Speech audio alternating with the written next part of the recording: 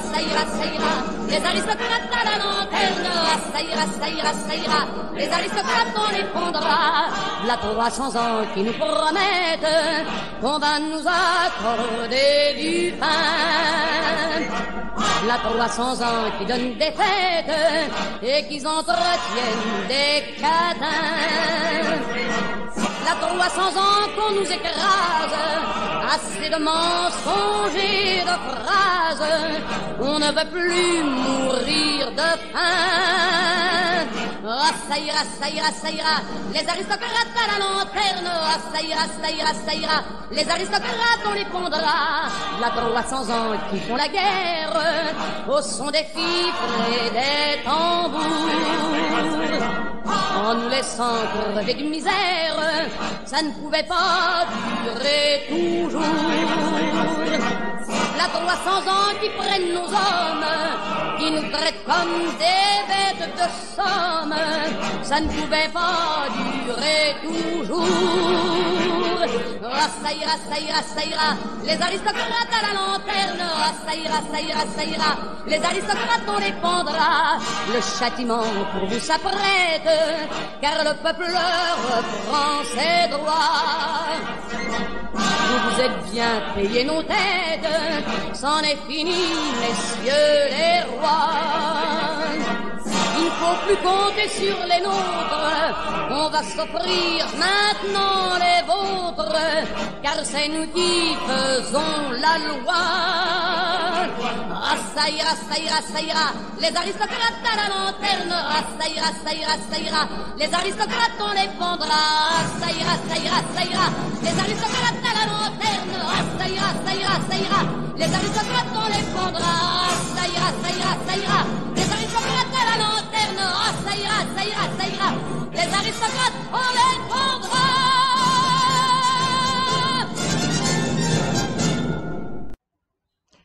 Bom dia, pessoal. Se tudo correu bem, vocês ouviram pelo menos um trechinho de uma das músicas da época da Revolução Francesa, que era uma música cantada nas ruas pelas multidões quando estavam lutando para derrubar o antigo regime. Vocês já sabem o que é antigo regime, mas eu vou refrescar a memória de vocês daqui a pouco.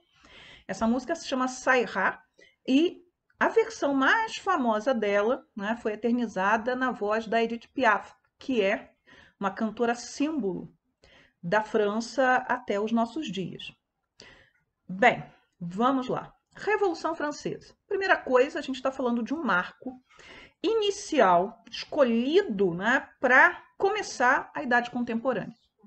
Outros marcos, eu gosto sempre de falar sobre isso quando eu comento sobre a Revolução Francesa. Então, você falar, por exemplo, o início da Idade Média, para nós ocidentais, é a queda de Roma Ocidental.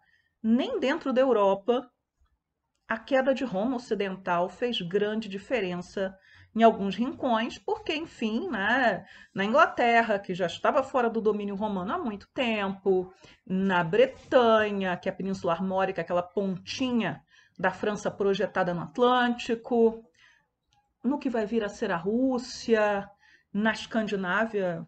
Que diferença fez a queda do Império Romano? Se a gente vai mais além, na China, no Japão, que diferença fez? Mas a gente fala de Revolução Francesa, nós estamos falando de um acontecimento que repercutiu dentro da Europa e fora da Europa, que vai ter impacto nas nossas vidas até hoje, quando a gente pensa, por exemplo, em Declaração de Direitos Humanos, que é de 1948, que foi aprovada principalmente no impacto do Holocausto. Você só pensa em direitos humanos se antes a gente lembra dos direitos, da Declaração de Direitos do Homem e do Cidadão, da ideia de que todos nascem livres e iguais. Essa é uma ideia da Revolução Francesa. A Revolução Francesa, como você joga uma pedrinha no meio de um lago, ela vai repercutindo e vai gerando ondas e vai ter influência no mundo inteiro. Primeiro na Europa, mas também na África, na Ásia, na Europa. Então, vamos lá. Quanto tempo durou a Revolução Francesa? Bem, Há controvérsias, mas nós estamos trabalhando da seguinte maneira. A Revolução Francesa, ela vai começar em 1789 e o processo de Revolução Francesa, que seria de constituição de um Estado liberal burguês na França, que servisse de modelo para o resto do mundo, termina em 1815. Alguns vão dizer o seguinte, olha, a Revolução vai somente até 1799, Napoleão não é mais Revolução Francesa. Então, para nós aqui na nossa aula, o processo ele só fecha, esse ciclo só fecha com Napoleão. É curioso que um dos quadros mais famosos, A Liberdade Guiando o Povo, que muita gente coloca em aula sobre a Revolução Francesa, não é da Revolução Francesa, ele é da Revolução de 1830, que também estudaremos esse ano. Mas, vamos lá. Vamos lá. Queda da Bastilha, 18 de Brumário, que é o golpe de Napoleão, e a derrota de Napoleão. Então, o ciclo da Revolução Francesa. Comecemos dizendo o seguinte. Vários fatores colaboraram para a queda da monarquia na França e, mais do que isso, para a contestação, a partir da França, do modelo absolutista. Aí alguém vai falar, poxa, mas a gente já viu na semana passada que o modelo absolutista já estava sendo contestado na independência da América do Norte, na independência das 13 colônias. Concordo plenamente. Foi um marco, foi a primeira vez que uma colônia é protagonista da história, garantindo a sua independência. Porém, o peso simbólico da Revolução Francesa, ele vai impactar o mundo inteiro e numa velocidade muito maior do que o processo de independência das 13 colônias. É matar um rei, e aí nós temos Luís XVI e Maria Antonieta, matar um rei, e os ingleses já tinham brincado de matar um rei antes, mas da maneira como os franceses fizeram, coloca em risco todos os reis. A França é uma nação central na Europa.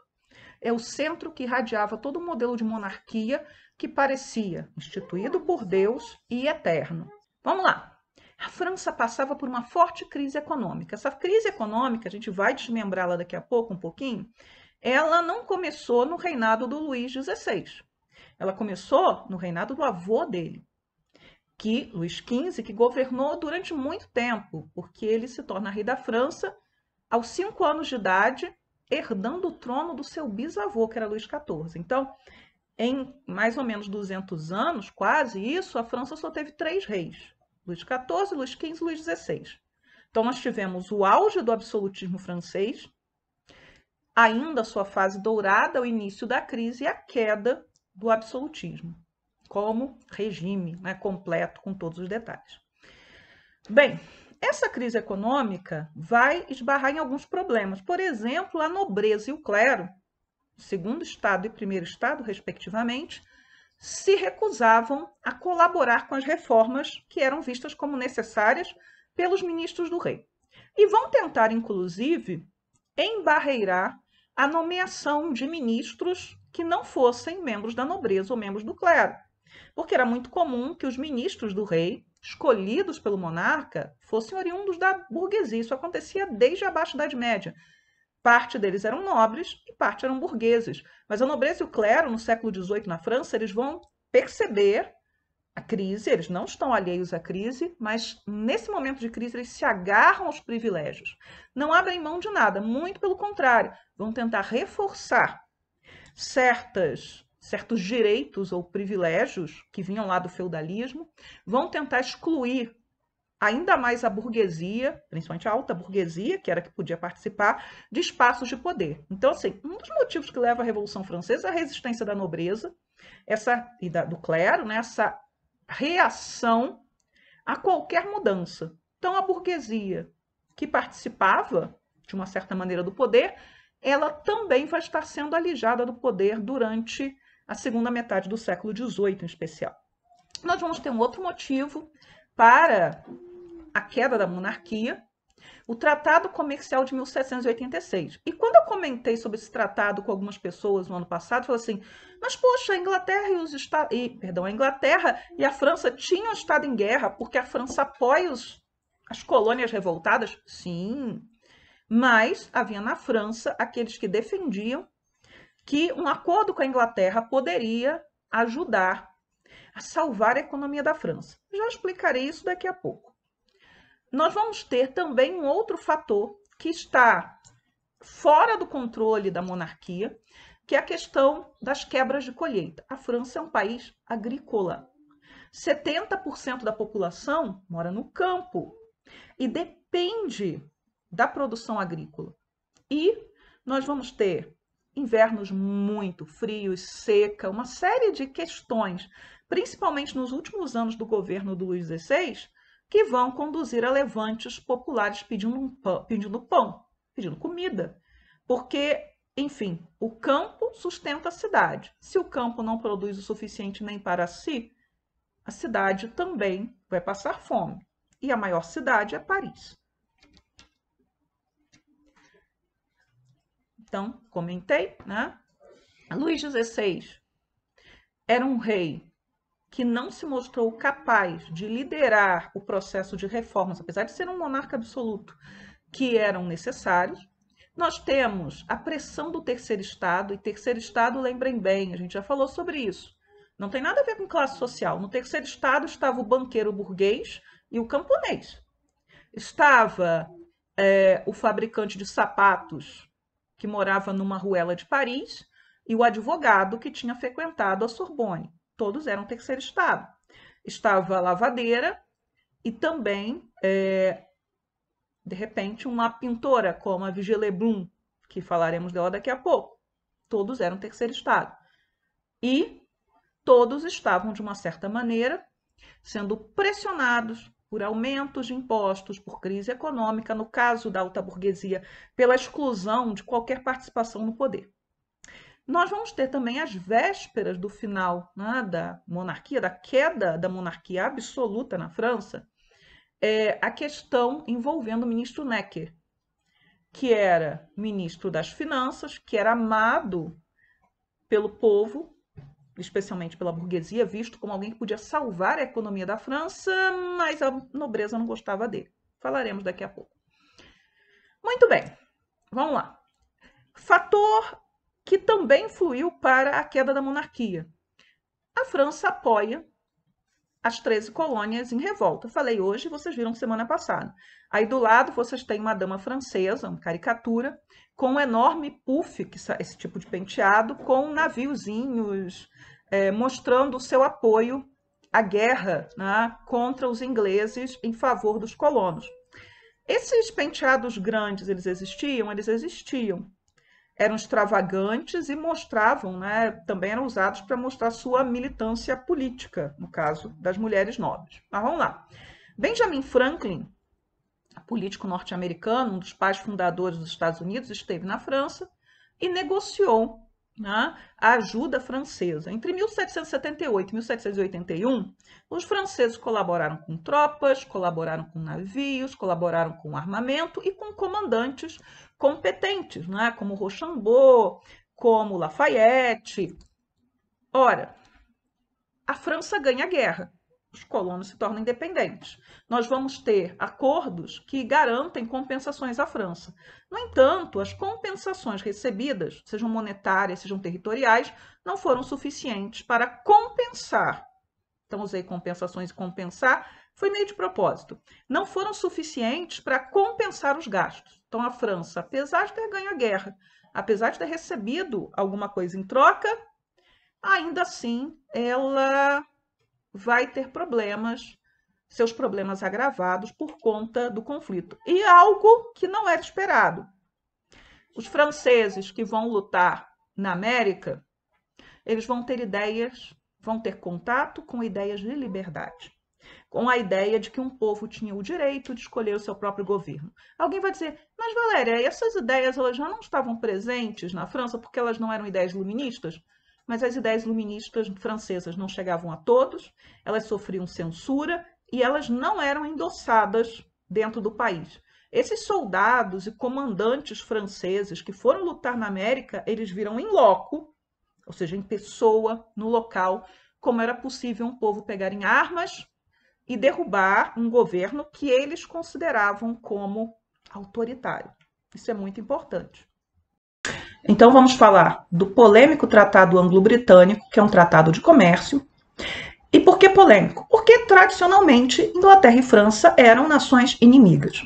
Esse tratado ele foi firmado em 1786, depois de grande negociação, e ele estava pautado pelas ideias de livre comércio que eram defendidas pelo Adam Smith. Então, se vocês forem procurar, vai estar sempre dito nos artigos sobre o Tratado de 1786, que os franceses estavam tentando contornar sua crise econômica, modernizando a economia, abandonando as teses mercantilistas. Veja, nós estamos 3 anos antes da Revolução, então é uma daquelas reformas que o rei e seus ministros estão tentando fazer para conseguir remediar uma crise econômica, um déficit, um desequilíbrio da balança de gastos que era enorme. O que os franceses queriam? Eles queriam poder vender livremente, né, sem impostos de alfandegário, suas sedas, seus vinhos e outras bebidas alcoólicas, como brandy, etc., no mercado inglês. Então, queriam 0 tarifas. Por que os vinhos franceses eles eram muito tarifados na Inglaterra? Por conta de um acordo com os portugueses, o Tratado de Methuen, que foi firmado em um momento de guerra entre Inglaterra e França. Na verdade, não somente entre Inglaterra e França, era a guerra de sucessão ao trono da Espanha. Então, os franceses eles perderam em boa parte o mercado inglês por conta dessa guerra e do Tratado de Methuen. Os ingleses não aceitaram zerar as tarifas, mas fizeram tarifas mais favoráveis aos franceses. O problema foi a entrada de produtos ingleses, que já eram produzidos em fábricas com máquinas, como a gente falou, como a Spinning Jenny, que conseguia substituir, nesse momento, final do século XVIII, quase 100 trabalhadores poderiam ser substituídos pelo trabalho de uma máquina. Era uma competição que os comerciantes franceses, aqueles industriais que estavam começando na França, porque havia indústria na França muito incipiente, começando, sem incentivo algum, sem as mesmas possibilidades da Inglaterra nesse momento. Então, e os próprios camponeses que fabricavam tecidos e vendiam nas feiras, nos mercados, todos esses indivíduos foram prejudicados.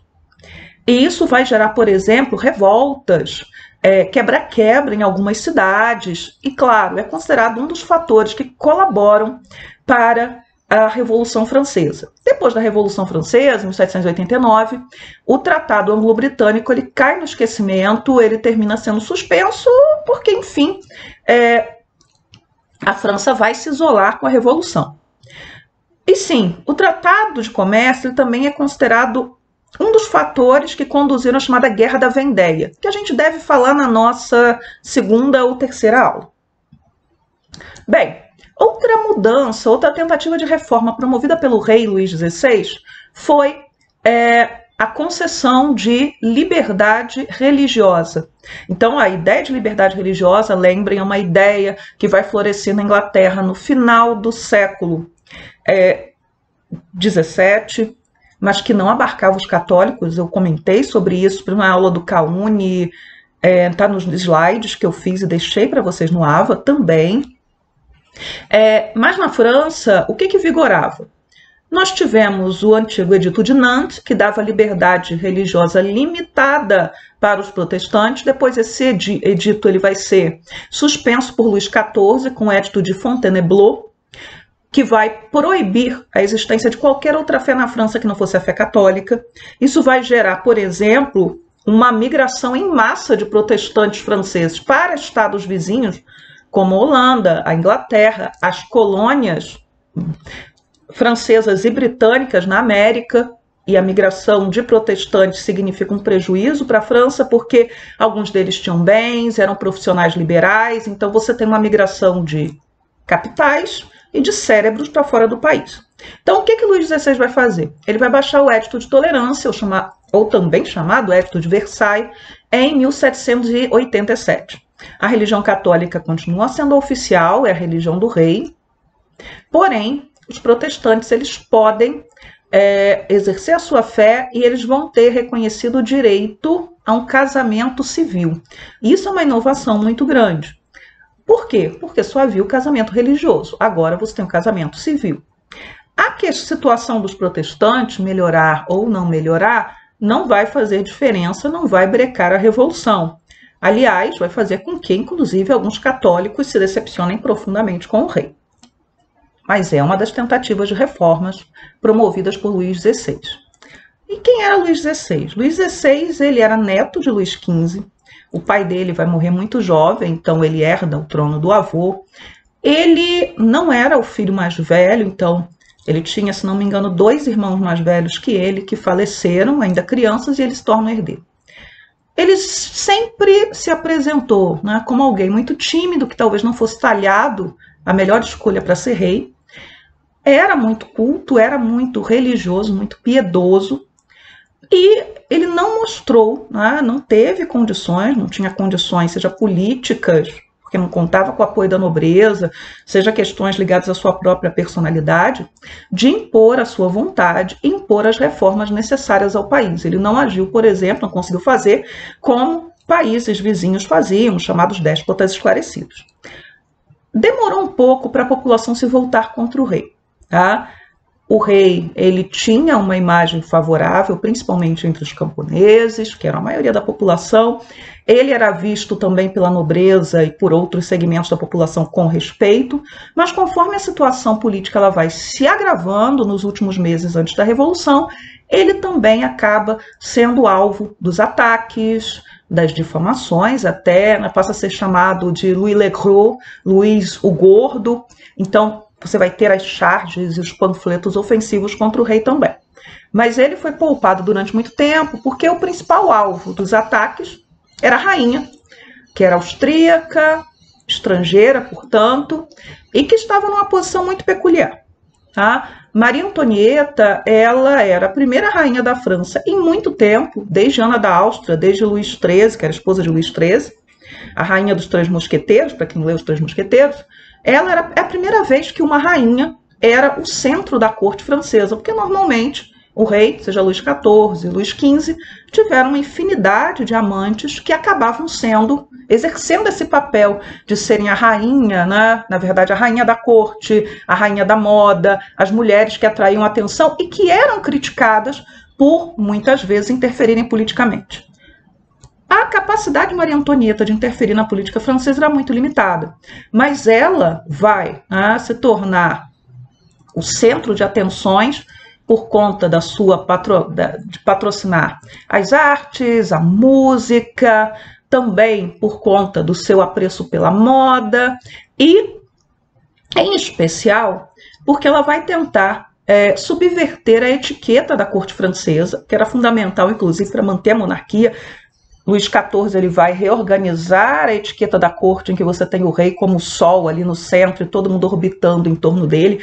E o rei ele tinha que estar visível, o rei e a rainha, eles eram visíveis. Você tinha a possibilidade, por exemplo, não sendo nobre, havia dias em que era possível visitar Versalhes, desde que você estivesse vestido adequadamente, inclusive assistir o rei, a rainha, comendo. Isso é mostrado no filme Maria Antonieta, se vocês puderem assistir.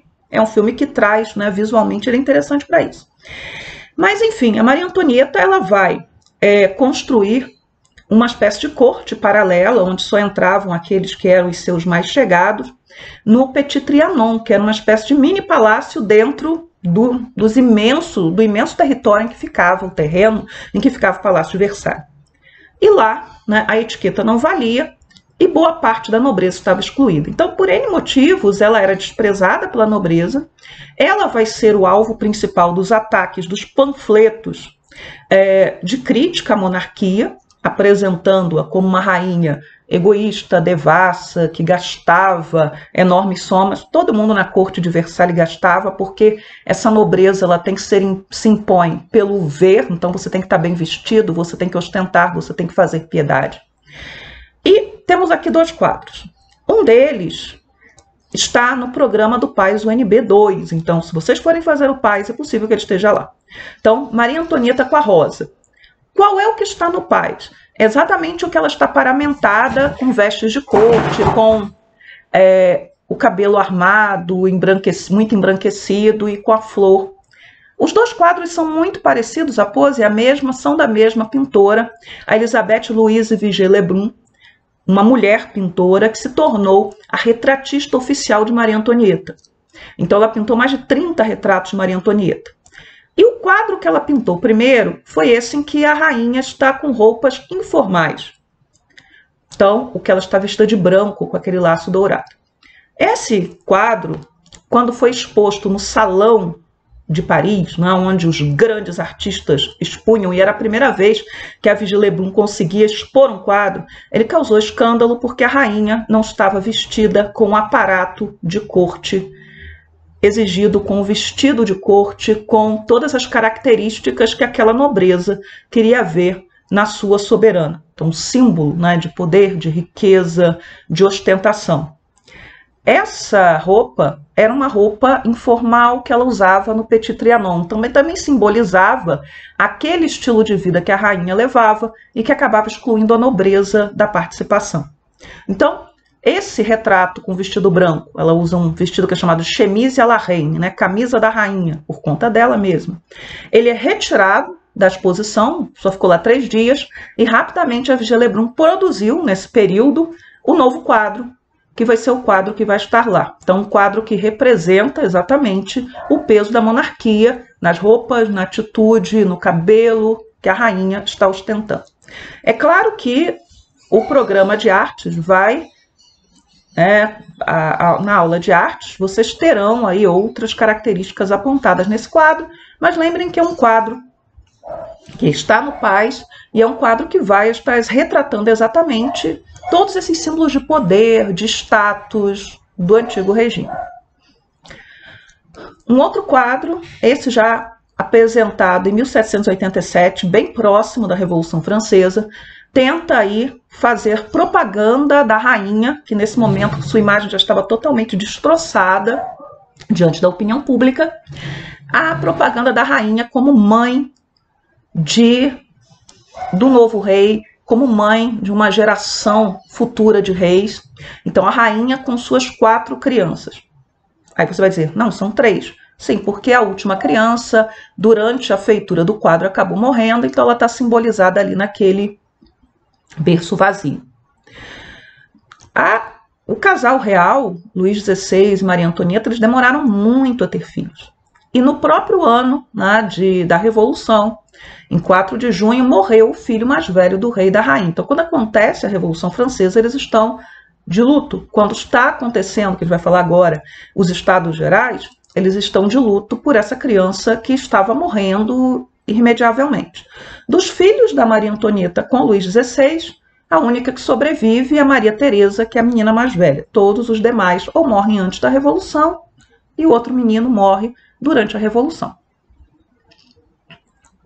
Uma outra questão, já que estamos em ano de pandemia, Maria Antonieta ela foi uma das patrocinadoras da inoculação contra a varíola na França. O que é inoculação? Antes da vacina, que vai ser inventada no final do século XVIII, e a primeira vacina é da varíola, a forma que se tinha de tentar minimizar os danos da varíola, que era uma doença de altíssima mortalidade, matava em média 30% daqueles que se contaminavam, e aqueles que não morriam muitas vezes ficavam pesadamente marcados, com cicatrizes pelo corpo, ou cegos. Então eram os efeitos da varíola. Maria Antonieta tinha tido varíola aos 2 anos de idade, escapou sem grandes lesões, mas ela tinha perdido uma irmã e outros parentes para a varíola.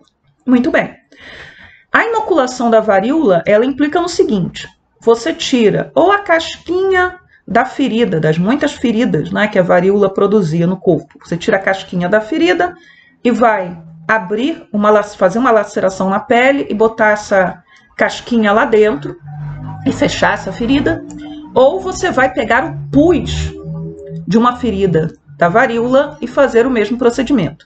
A pessoa normalmente ela iria desenvolver um caso brando de varíola e, estatisticamente, na época, menos de 2 pessoas, entre 10, acabavam morrendo. Então, morriam menos e aquelas que não morriam estavam imunizadas contra a varíola para a vida inteira. vários déspotas esclarecidos, como o irmão da Maria Antonieta, que era o imperador do Sacro Império Romano Germânico, Catarina a Grande, da Rússia, o ministro chanceler da Suécia, promoveram a inoculação nos seus países. Então, era visto como algo moderno, era visto como algo necessário nesses tempos norteados pelas ideias iluministas. No entanto, era algo que gerava ainda muito medo e certa resistência, principalmente daqueles que temiam pela sua descendência, pelos seus filhos, e a gente não pode deixar de pontuar que era um procedimento novo, que não era alguma coisa que tenha estado na cultura tradicional europeia durante muito tempo. Eram técnicas vindas do Oriente, que eram conhecidas na África e que chegaram até a Europa, sendo trazidas do Império Turco-Otomano, pela esposa do embaixador britânico, que traz a novidade para a Europa. Aí da Inglaterra vai para as colônias, para as 13 colônias, e depois começa a ser uma prática mais aceita dentro do continente. Mas quando a Maria Antonieta tentou, e ela efetivamente conseguiu fazer inocular os seus filhos, ela foi acusada de estar tentando matar os filhos do rei, de estar tentando matar o futuro, né, do trono, o futuro da família Bourbon, para se ver o nível da coisa. Então, professora, todo mundo aceitava a inoculação? Não. Todo mundo vai aceitar a vacinação nesse momento? Não. Ainda era uma coisa muito nova, mas já se tinha evidências suficientes de que o método funcionava em 1785. O próprio rei Luís XV morreu de varíola, né, o avô do rei Luís XVI. E quando ele morre, estava acontecendo a primeira campanha de inoculação na França e houve a difamação da inoculação. Ela era defendida pelos iluministas, mas os médicos franceses, no geral, diziam que a inoculação é que produzia varíola. Enfim, então, só para vocês terem uma ideia do tipo de acusação que a rainha, a Maria Antonieta, sofria. Então, ela estava tentando matar os filhos, estava tentando matar o rei. Essas acusações, elas perpetuaram uma imagem negativa da rainha Maria Antonieta até hoje. Então, é muito comum que esposas de governantes que supostamente gastam demais, que ministros, né, que se mostram insensíveis, etc., acabam sendo comparados com Maria Antonieta, e aí vem aquela frase: se não tem pão, que comam brioches, que ela não disse, né, mas que acaba grudada nela. Então, de mulher insensível, de mulher cruel, de mulher que gastava muito dinheiro e que não se importava com o seu povo. Repito de novo, a ideia de nobreza nesse momento, ela implicava em que você tinha que gastar, você tinha que ostentar, você tinha que marcar o seu lugar na sociedade pelo ver. Todo mundo olhava para você e tinha que saber que você era pertencente à nobreza, e muitas vezes você é capaz de identificar que tipo de nobre você era. Clima, colheita e fome. Eu já tinha pontuado, né, que o inverno de 1788 e 1789 ele foi particularmente rigoroso. A França ela já vinha numa espécie de crise na produção de alimentos de muito tempo. Então, de tempos em tempos, você tinha invernos frios demais, seca, houve a erupção do vulcão Lac. Eu coloquei um slide sobre esse vulcão e os impactos climáticos na aula de Revolução Industrial, que está lá no AVA, que aconteceu em 1783 e foi até 1784 e acabou, de uma certa maneira, impactando o clima na Europa inteira. Então, a agricultura francesa produzia menos do que necessitava. E com a crise provocada pelos invernos, pelo inverno muito frio, foi um ano particularmente difícil. Então, às vésperas da Revolução Francesa, nós tínhamos fome no campo e fome na cidade, porque a cidade depende do campo. Essa gravura que está aí é uma gravura produzida em 1789, às vésperas da Revolução, mostrando a fome em Paris, né? As pessoas desesperadas comendo qualquer coisa, vendendo tudo que tinham para ter algum dinheiro para poder comprar comida, porque você vai ter o quê? Um surto inflacionário. Tem pouca comida e acontecem os protestos da fome. Então as pessoas vão para a rua pedindo pão, porque tradicionalmente o rei ou o Estado, desde a época neolítica, tinha o dever de fornecer alimento à população em momentos de crise. Então você guardava alimentos o Estado, o senhor feudal, quem quer que seja, em momentos de fartura, em momentos de crise, esse Estado deveria redistribuir esse excedente. Mas nós estávamos à véspera do capitalismo na França e a prática já tinha caído em desuso. Mas os camponeses lembravam, os cidadãos das cidades também queriam que assim fosse feito. Mas o que você vai ter no máximo vai ser atos de caridade do próprio rei, como a gravura do slide anterior, mas nada muito além disso. Bem, também às vésperas da Revolução, nós vamos ter uma crise que vai estar ligada ao ministro Jacques Necker, que ele não era francês, ele era suíço, ele era protestante, então o Edito de Tolerância também é importante para que o Necker possa ter liberdade de exercer a sua fé. Ele vai propor, num momento de desespero, ele vai ser chamado para ser ministro às vésperas da Revolução, num momento de desespero, ele vai propor uma série de coisas. Olha, que a nobreza e o clero paguem impostos, vai propor que o voto nos Estados Gerais, que a Assembleia, que vai ser convocada às vésperas da Revolução, sejam por cabeça e não por Estado, um voto para o clero, um voto para a nobreza e um voto para a burguesia e o resto do povo. E ele era muito popular. O povo, em geral, a burguesia, setores mais avançados da nobreza, os cidadãos, os trabalhadores urbanos, acreditavam que o Necker poderia fazer um milagre. Mas ele vai ser demitido pelo rei em 11 de julho por pressão da alta nobreza, que está irredutível, essa nobreza mais reacionária, está irredutível em relação a qualquer mudança, ainda mais pagar impostos. Bem, uma das demandas, né, dos setores do terceiro estado, então da burguesia urbana, pequena, média, grande burguesia, dos trabalhadores urbanos e da nobreza reformista, era a convocação dos Estados Gerais. Os Estados Gerais eram uma assembleia que tinha sido criada na Idade Média e que, nas suas origens, século XIV, século XV, século XVI, século XVII, ela era chamada a se mobilizar, normalmente para reforçar o poder do rei. Então, para dizer sim para as propostas do rei. No caso dos Estados Gerais de 1789, o objetivo era muito outro. Era, na verdade, cobrar do rei reformas profundas que colocariam em risco a própria estrutura do antigo regime, do absolutismo monárquico. Na Assembleia dos Estados Gerais estavam representados a nobreza, o clero e o terceiro estado, que reunia todo mundo. Todo mundo que sobrava, camponeses, trabalhadores urbanos, a burguesia nas suas várias camadas. Vocês podem ver aí pelo slide que boa parte dos delegados eram do terceiro estado, que era a maioria da população. Porém, a estrutura dos Estados Gerais era muito curiosa, né? Ela era, você contava um voto por estado. Então, se a nobreza e o clero quisessem, eles se uniam e impediam que o terceiro estado pudesse fazer passar alguma coisa do seu interesse. Também é uma outra coisa curiosa.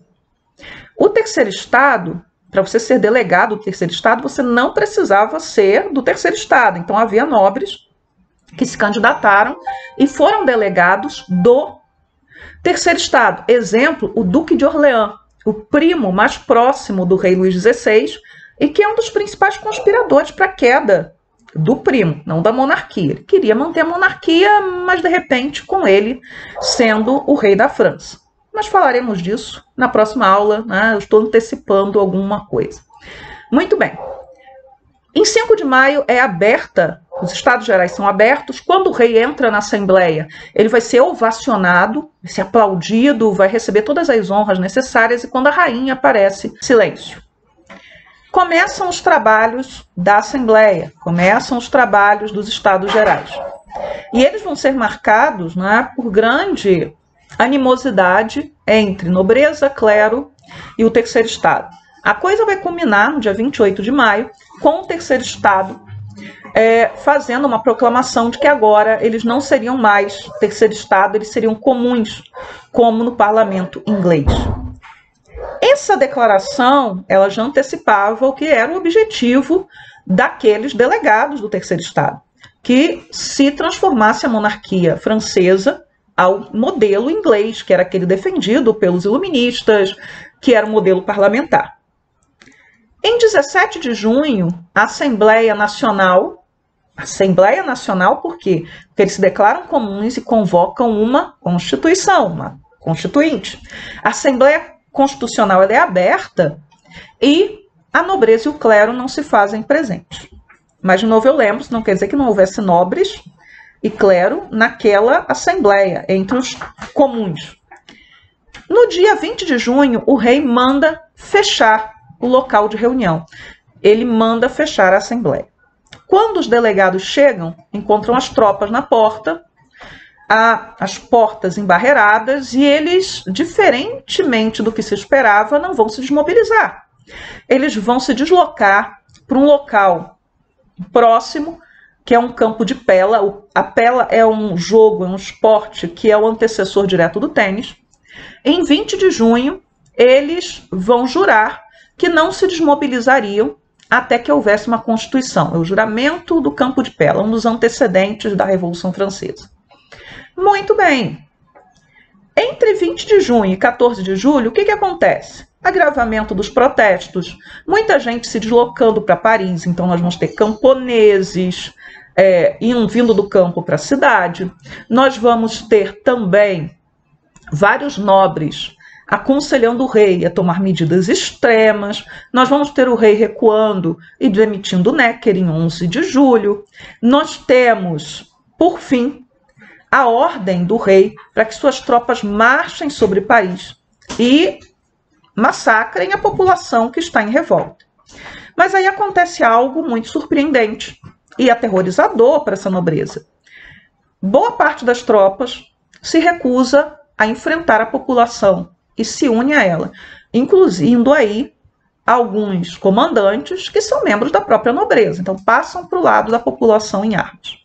E vai acontecer em 14 de julho a tomada da Bastilha. O que era a Bastilha? Era uma antiga prisão que já tinha tido um significado muito grande como lugar de confinamento, de aprisionamento, principalmente na época de Luís XIV. Para lá eram mandados prisioneiros políticos, eram mandados desafetos do rei e da nobreza, e ela era também um lugar onde você guardava muita munição, armamentos. A tomada da Bastilha ela é simbólica porque ela era a principal prisão de Paris. A tomada da Bastilha ela é muito simbólica porque ela é a principal fortaleza de Paris. Ela simbolizava o poder da monarquia, o poder do rei.